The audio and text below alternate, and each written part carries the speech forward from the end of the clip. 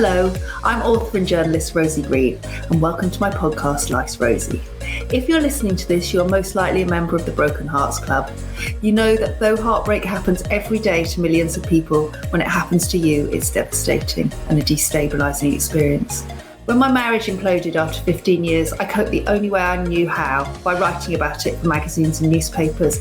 And that meant I was lucky enough to interview the experts, to spend time researching recovery, and to receive messages of support from thousands of women. Now, I know I was lucky, so I want to pass it forward, to bring you interviews with the women who've emerged from the other side. So join me on this podcast series where I interview women like Vanessa Feltz and author Helen Thorne about their breakup recovery. Together, we've got this.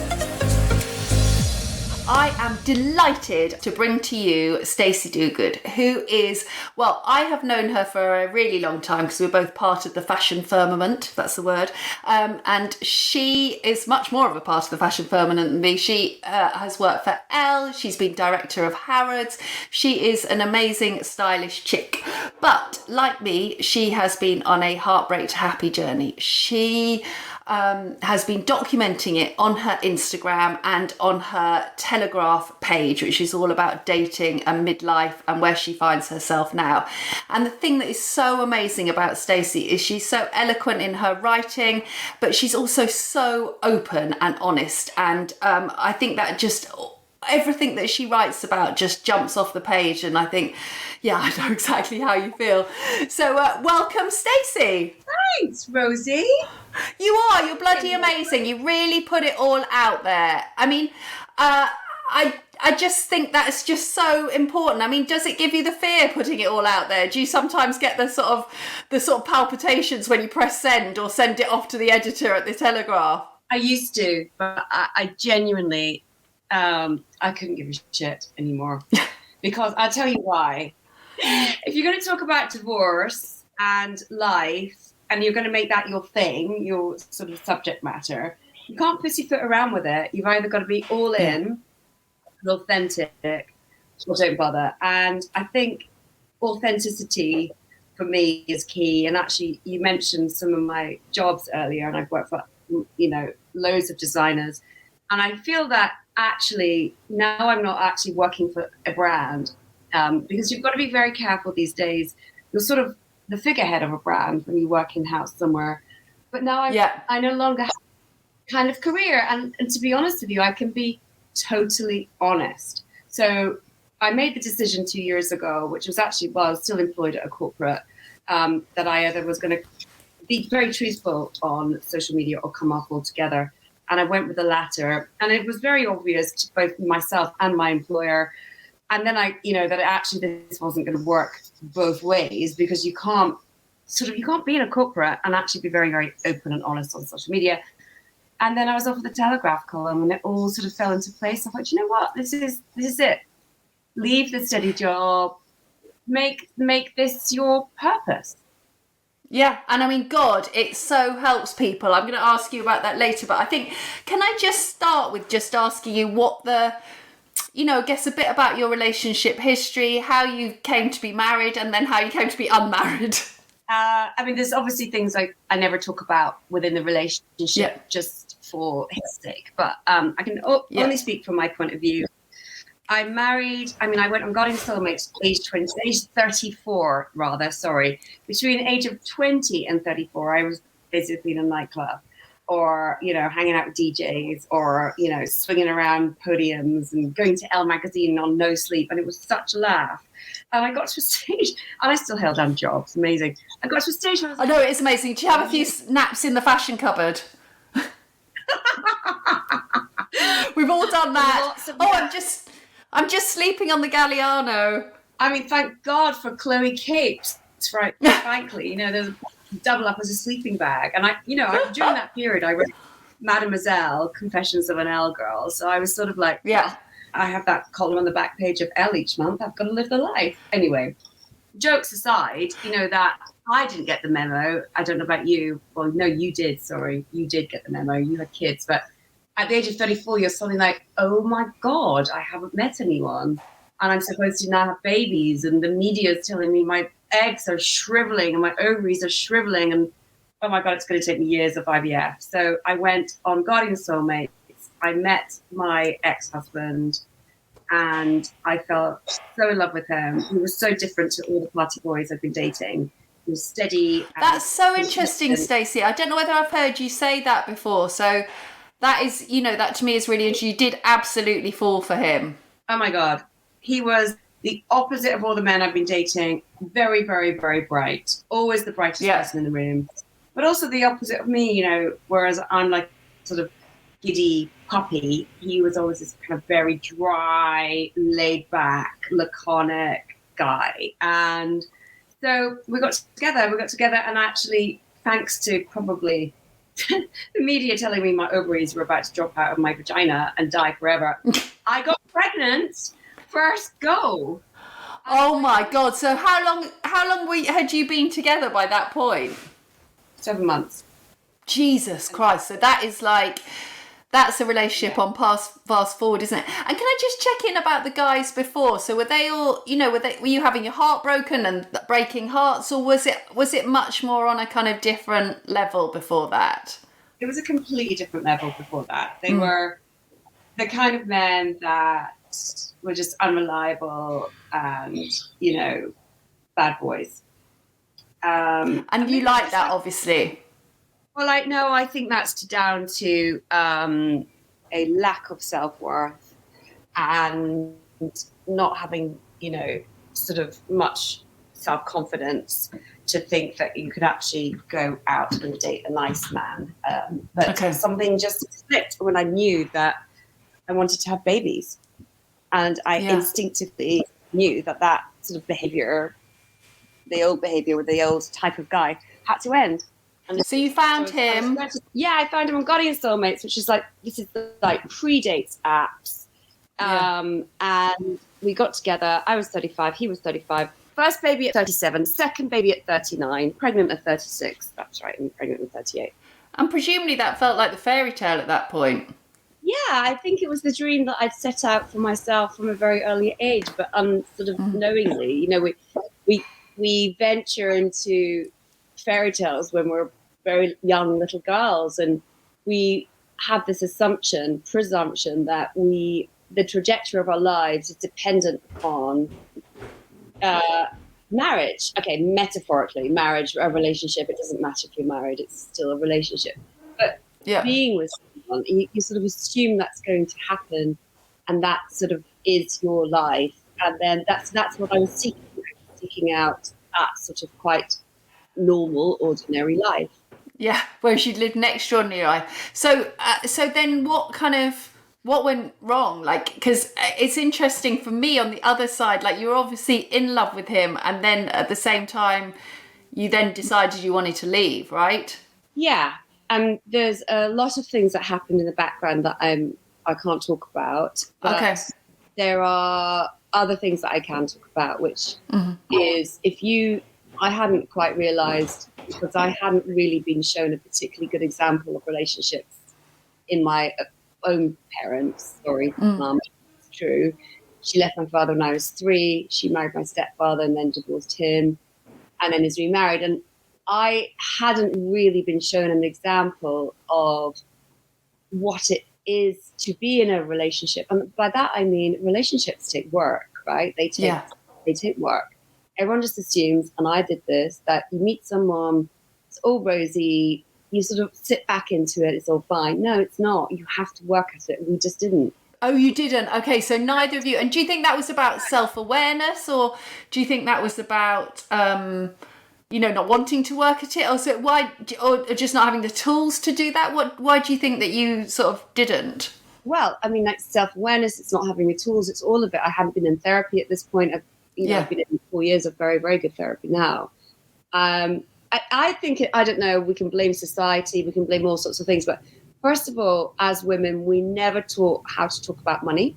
Yeah. Oh, money's such a big thing, right? That's massive. And then so I was sort of ashamed and embarrassed. As journalists, we don't earn that much, do we? No, we certainly don't.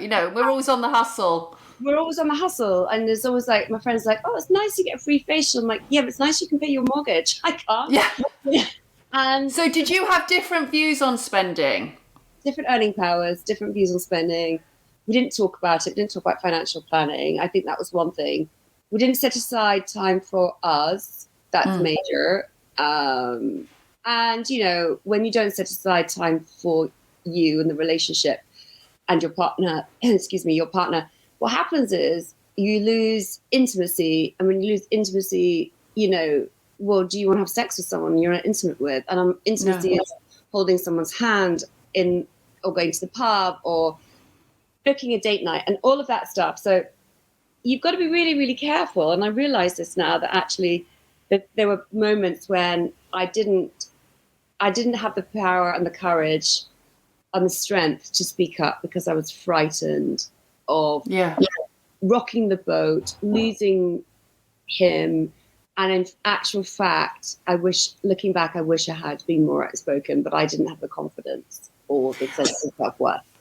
That's the irony, isn't it? That we get to the other side and we can see certain things about our own behaviours, but it almost takes something like this. And it's nobody's fault, is it? Because you're so right. We've absorbed so much. And also, you know, I don't think, you know, you still don't know whether you'd have actually been heard at that point anyway. You also need a partner that's on that journey.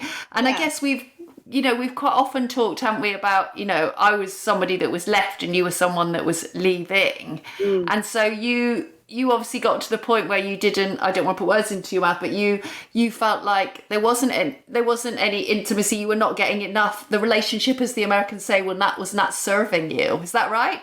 Well, it was just like being in a relationship with a friend, but without the kind of laughs and conversation. So it was actually very lonely, and you're crying yourself to sleep in bed with, you know, your partner in the bed next to you because you're so lonely. At some point you think, well, is this it?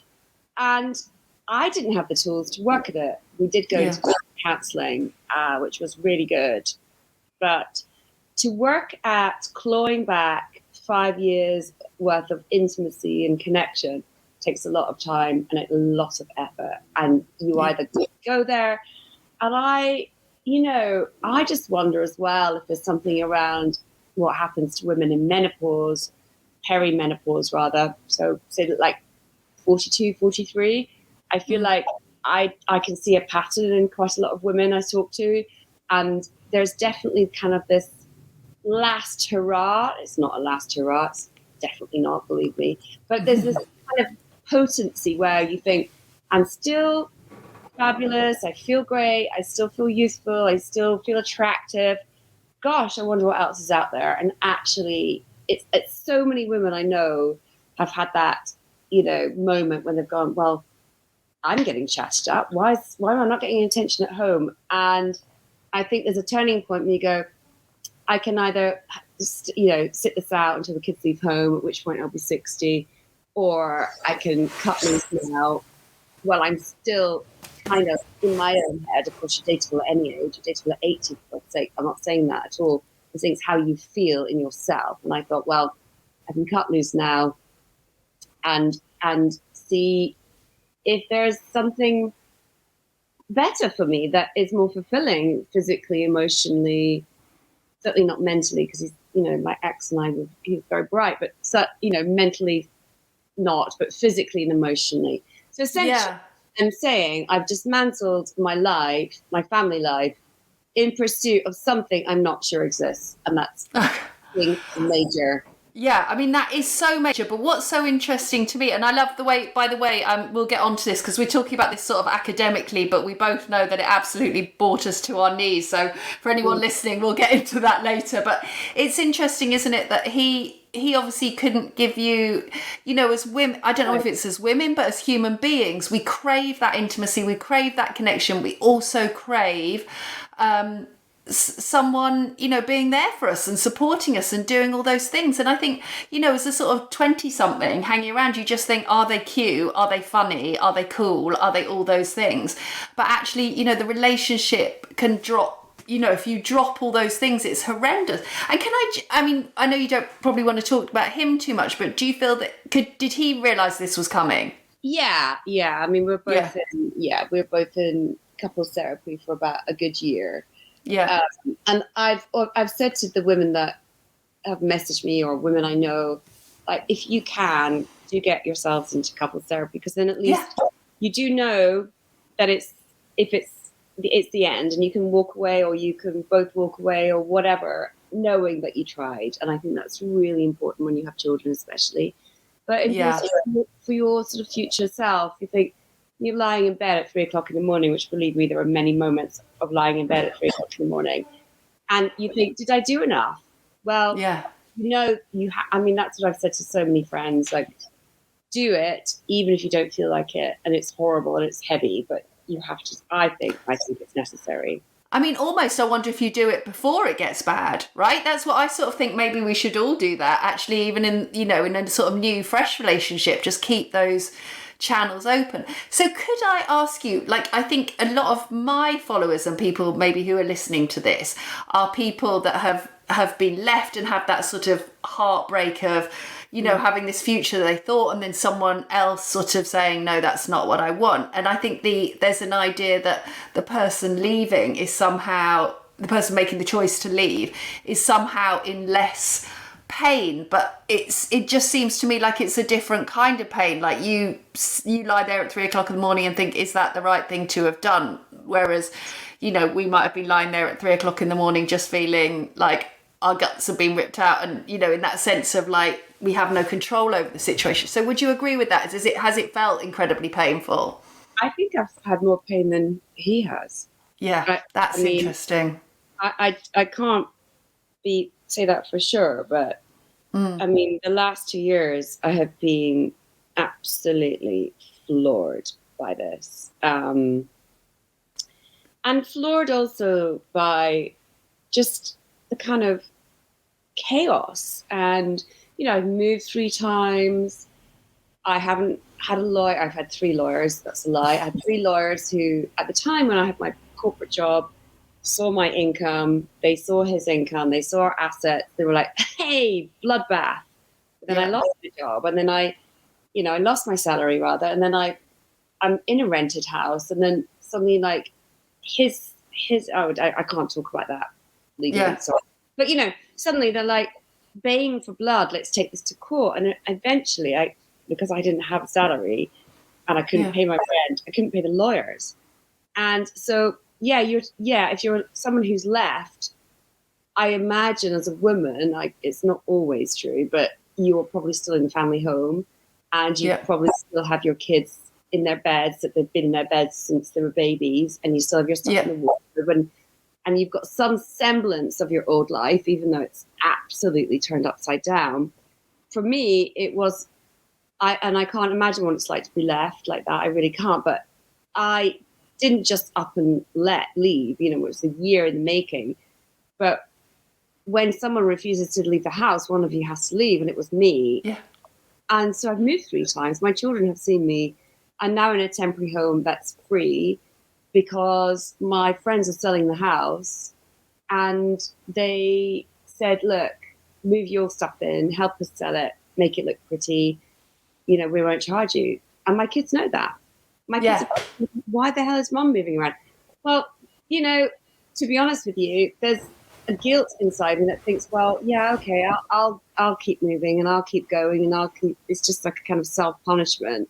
And I think that's I have friends in a similar situation. I think that is it's a very common thing, actually, isn't it? That the leavee tends to literally leave, and then they have this kind of. So I think your whole world, like, you've had a major career decision. Obviously, you're like moving. It seems that for me, your kind of pain is also linked up into this huge, like, tumultuous situation where nothing is stable and secure and steady. Would that be right? Nothing. Yeah. And actually, a week ago, when a friend had to loan me some money to pick my bank account to buy groceries, I was thinking, you know what? And because I haven't actually had the wherewithal the capacity emotionally to seek out other work.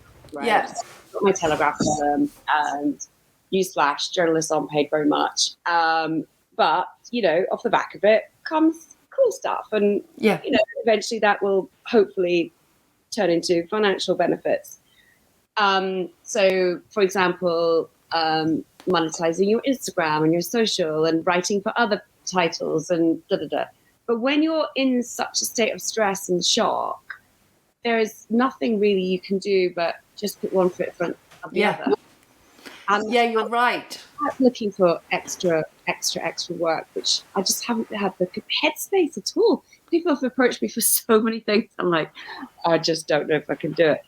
But, and I think that's very sensible. I mean, some of the advice I was given was to sort of shrink your world, and that will come, because you're a couple of years behind me on the journey, and I definitely think it's like I just stopped looking at like house magazines. I stopped doing any of that stuff. I didn't put up any pictures. And that's why I think you're amazing. Your houses always look brilliant. You do that. I couldn't do any of that. But I'd love to know, I mean, if it doesn't feel too painful, just in terms of how has that affected you physically and mentally? How is the whole thing, the whole sort of experience? How have you managed to, how's it felt, and how have you managed to cope with those things on a physical and a mental way?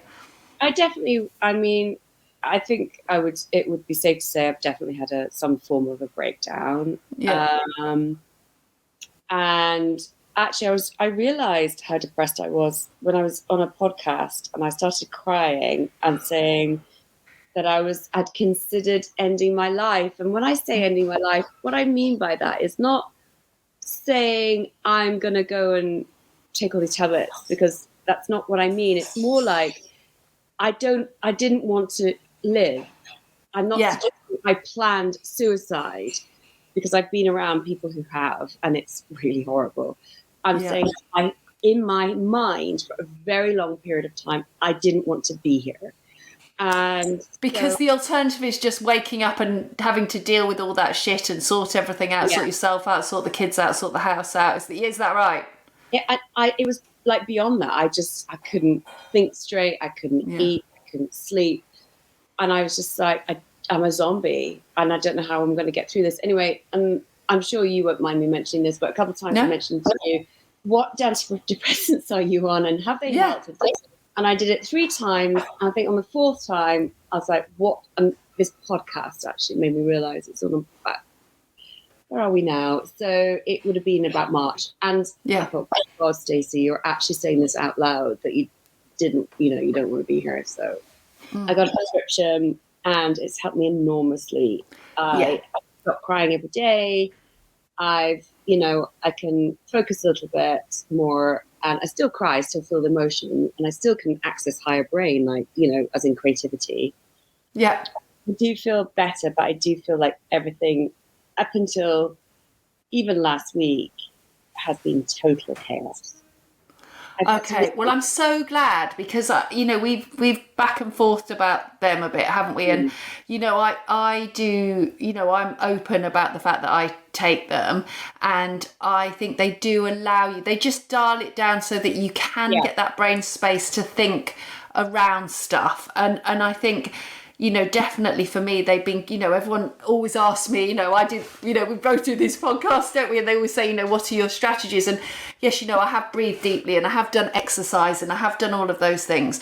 But certainly the antidepressants, when I needed them, they kind of kicked in. And the only negative really for me is that I tried to come off them, because I thought, well, I'm in a really happy place, and I did that, and I didn't realize that it makes serotonin for you, doesn't it? So then the serotonin, when you come off, you have to almost start learning to make the serotonin again. So you feel shitter than you would do at base. Like, I didn't understand that really. Right.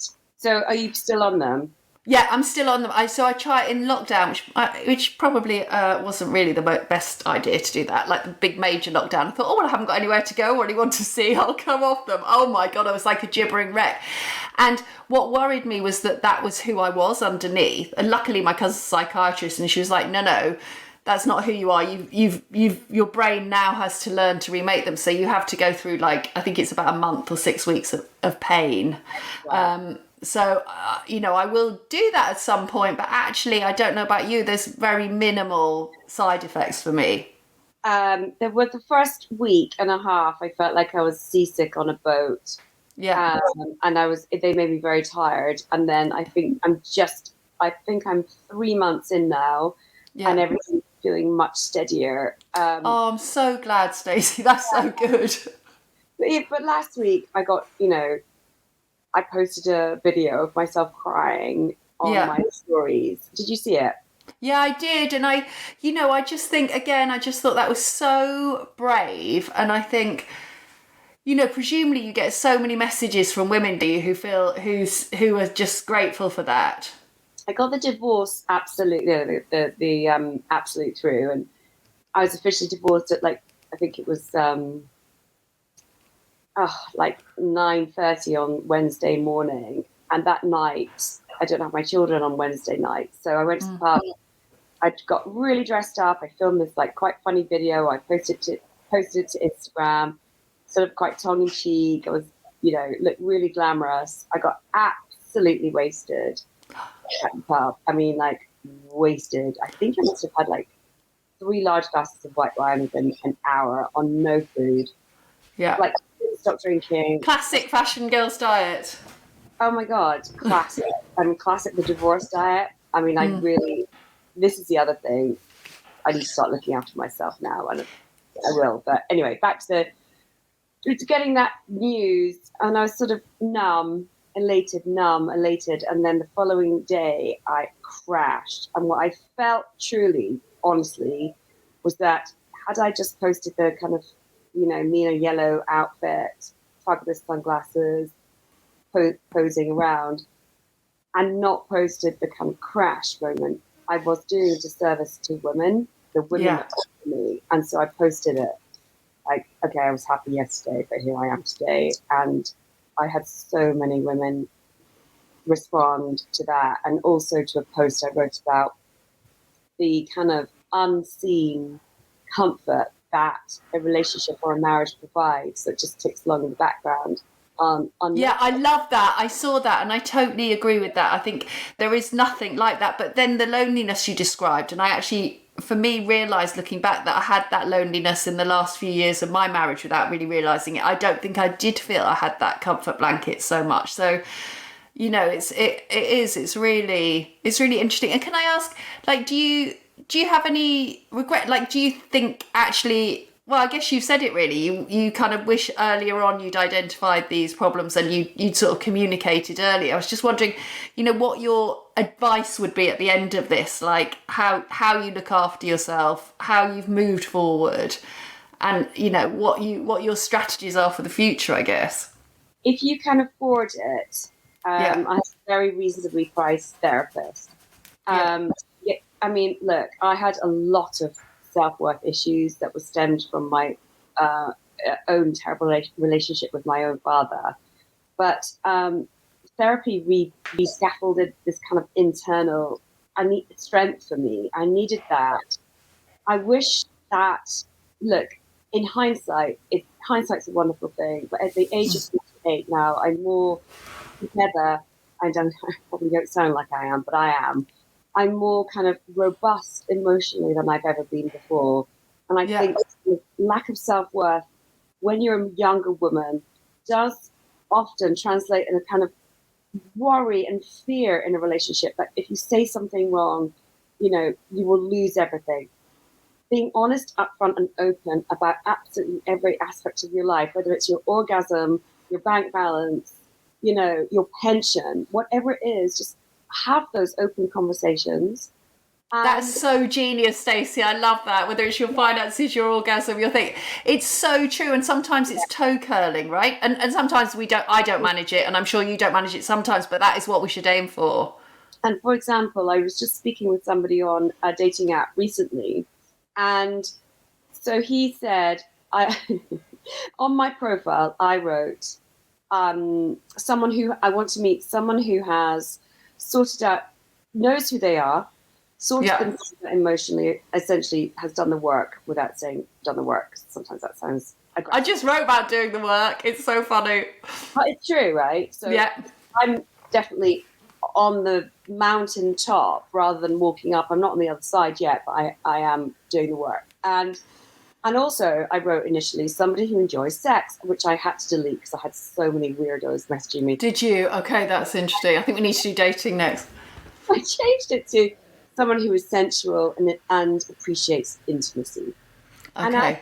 it sparked some fabulous conversations with men my age who have all said, because actually not everyone is sensual and not everyone is capable of intimacy and not everybody wants it. So I think if you're on the same page about that, right from the get-go. Yeah.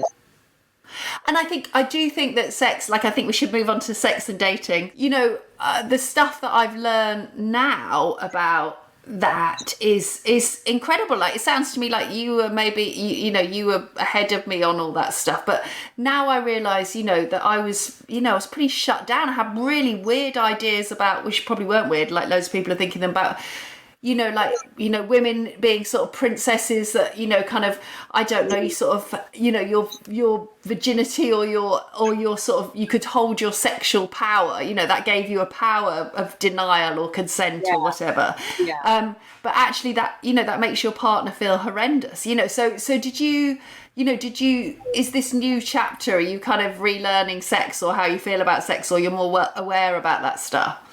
Yeah, I am for sure, because I think, well, there's this genius. I mean, it's so funny. I've got a friend going through it at the moment. I call it the aftermath, and the aftermath lasts for, I would say, about 18 months. Yeah. And in that 18 months, you're absolutely fucking bananas. It's so funny. I mean, I have friends and friends of friends who have done the craziest stuff in the Yeah. aftermath. Everything from, like, meeting someone on an app and having him around for half an hour shag in, at lunchtime, to, all and everything in between, like going to sex clubs, fetish clubs, you name it. Like, it's a time of real, it's experiment. Which is incredible, right? I mean, it's just, I would never have thought that stuff was on the cards. Oh, I don't think I'm quite as brave as you, but I'm certainly braver than I was. Certainly. And then you sort of appreciate that. I think there's a sort of fine line between going out and going quite mad and sort of having quite dysfunctional sexual experiences to sort of your own empowerment. And actually, I was at this event the other day with this wonderful woman called Natalie Lee, who is on Instagram. She's Style Me Sunday. She's written this book, Feeling Myself. And it opened up with this idea that women can fuck like men can fuck. So we can own our sense of of who we are sexually without being slut-shamed. And I think that society has put upon us this ridiculous notion that we cannot be who we want to be truly, truly, honestly, deeply in the bedroom. And that goes through the whole of society. Be a good girl. And yeah, it so does. I hope that will be different for our daughter's generation, that kind of good girl thing of, I'm not sure. I'm not sure it will. No, hopefully we'll. And so then what's your, what would be your, your dating advice? Like, what's been your experience and what would you advise people?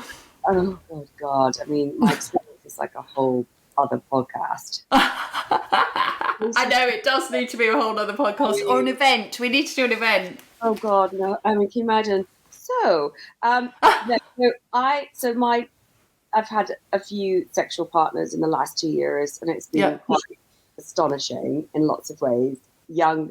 Lots of younger, but younger's very interesting, isn't it? That sort of dynamic that, I think young guys, well, when I say young, sort of, well, I mean, they are young, 20 somethings, it's very interesting that there is such a wave of interest from them. It must be that they feel that they, they're going to get fun and freedom, and you're not looking to have babies or lock them down in any way, I guess. I mean, it goes back to what we were saying just a moment ago, like women their own age, 28 to, I don't know, whatever, 40, are still maybe feeling, not all, because this is a massive generalization, self-conscious. They don't have the confidence. And I think there's something about coming out of a marriage, having had your kid, there's nothing really to lose, is there? It's a kind of, fuck it, I'm going to just do this and see how I feel because it gives me pleasure. So I think the really important thing that I realized when dating is to make sure that you establish respectful boundaries and by that I mean, if you're just out for something very casual, I think you have to be very upfront about that right at the beginning. Yeah. If you want a relationship, you also, for your own sanity, have to be upfront about that. Are you monogamous? You know, are you or are you not? And just have that conversation. And I think then, you know, I had this very similar experience recently where this person said that they could only offer so much. And I realized actually quite quickly that wasn't going to work for me because no, that felt like it wasn't enough for me. So I called it off. That's so interesting and that's so strong. And I guess that shows how much you've moved forward. And I think, you know, I had a few experiences of that, both with other people saying it and with myself saying it, because it's almost like you have this big idea that love kind of conquers all, and actually, you know, it can conquer distance and it can conquer practical problems and it can conquer all those things. But actually, you know, you do have a limited time. You do have, you know, and so actually I think especially on the apps, there's some, you know, there's people sort of saying, oh, well, no, thanks, you know, you need to be under 5'6", or I might say you need to be this, and actually that's there for a reason. So if you get hurt by every rejection, your self-confidence be on the floor. I think it's about learning that, you know, actually it shouldn't pierce your ego, should it? Well, if you take the power, if you take control and take the power, not the power, that's the strong word, sorry. If you take control, and when I say take control, you can't control someone else, but control yourself. And you can control your own, you know what you want deep down. You will still get hurt, of course you will. Yes. You might not, or you might hurt someone else, but as long as you know you've been honest. So for example, the person I'm seeing, I'm very honest. I'm like, I don't want to be someone's girlfriend. I don't want to ever be someone's wife. I don't want to be possessed by anyone. I actually want to have a much, this is for now, right, Rosie? So in a year's time, when I get married, don't say, oh, well, I will. I'll be like the headline feature for the Mail. Remember when Stacey said that? Yeah, but you know, like if you're clear and true to yourself and true to your own self about what it is you want right here, right now, and just be honest and vocal and clear about what it is you want, then you should be, you know, that's what I've learned. Whereas going into marriages, I'm not talking about future plans, you know, basic things like I keep going back to finances. Good God, expectations are not there for a marriage. How on earth do you expect it to succeed? Yeah, I think you're absolutely right. And I think, you know, God, everything that you've said makes such sense. I love doing these podcasts because it makes me realise all over again how, like, amazing, I mean, not that I've forgotten, but just how amazing you are, and thoughtful and open and all those things. And I guess in terms of just sort of finishing, which I can't bear to, we have to do a dating one special. You know, where do you think you are on that? I mean, the journey, we talk about the work and the journey. Do you feel like you're can you see it now? Can you see a future where it feels calmer and stable and you feel happier?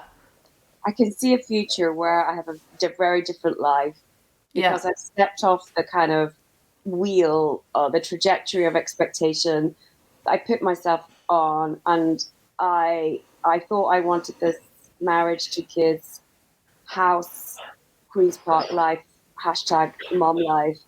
And actually, I want to go back to art school. I probably want to end up living in Spain. I'm on a different journey. But all the while, I'm trying to maintain a robust family life for my children and make sure that they are, you know, within this kind of me stepping out of this kind of more traditional lifestyle, that they are fine. And so, you know, that they are my absolute priority. I don't want to sound like I've just gone, fuck it, I'm going off on this journey very selfishly. I don't mean that. Very, very simply. So, for example, I want to go and study my MA in Fine Art. I'm working with an art mentor. I've started painting again. I just want a different type of life, Rosie. And actually, you can make that life for yourself. Yeah. Once this kind of horrible break and real trauma and grief, you can start to rebuild something new.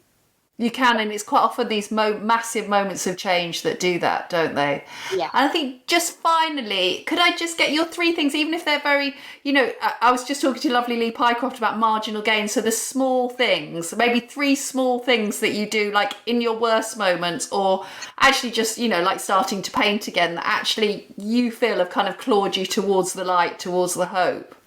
Yeah.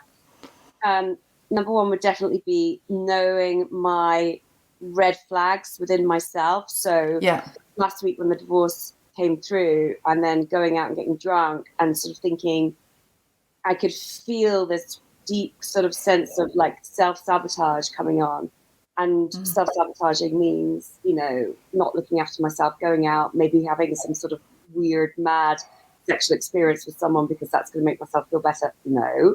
Yeah. So knowing myself and getting this brilliant before I end up in, I don't know, with someone I don't know. Number 2, well, I mean, giving myself a break. And, the another thing I tend to do is, historically I've gone, okay, so what we're going to do this week is we're not going to drink, we're going to exercise every day. And no. So give myself a break. And just go, you know what, that little glass of red wine each night is okay. Yeah. And just don't put down these kind of restrictive, really restrictive, self-harming parameters that are going, it's almost like sort of punishing, like don't punish. So that helps me step forward a little bit, just cutting myself some major slack. So knowing red flags, cutting myself some slack. And then, you know what, just trying to look towards the future that doesn't revolve around another person. So yeah, that's so interesting. And I think even just looking towards the future, when you feel really shit, it's hard to think that there's a future. But actually, scientifically, if you start projecting onto future and projecting what you want, or even just thinking about it, I think it helps your brain form those pathways, right? Yeah, exactly.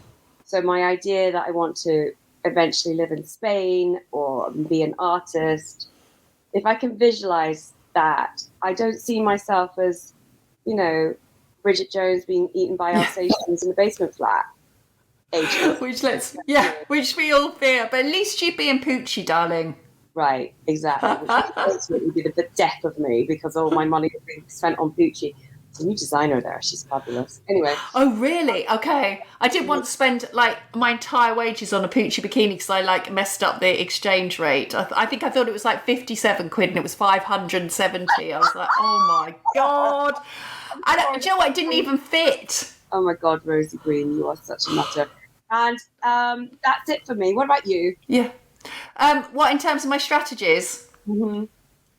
I think, I think they're quite similar to you in that I just lowered my standards. I was just like, actually, if the house isn't super clean and tidy and, the lawn isn't mowed, those sort of things, that was a big thing. I think a massive thing on the journey, I know you've done it, is the dog. I mean, I know that sounds silly, but the dog has brought so much love and joy to the house. So I absolutely love that dog to bits.